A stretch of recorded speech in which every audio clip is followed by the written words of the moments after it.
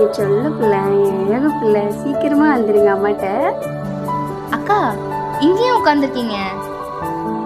சும்மா தாண்டா உட்காந்துருக்கேன். கேட்கணும்னு நினைச்சேன். உங்களுக்கு பையன் வேணுமா பொண்ணு வேணுமா? எதுவா இருந்தா என்னடா, நல்லபடியா பிறந்தா சரி. அவன் வந்ததுக்கு அப்புறம் நீ நல்லா பார்த்துப்பான். அதுக்காக தான் நான் வெயிட் பண்ணிட்டு. அவன் வந்ததுக்கு அப்புறம் மற்றவங்க மாதிரி நானும் ஜாலியா இருப்பேன்.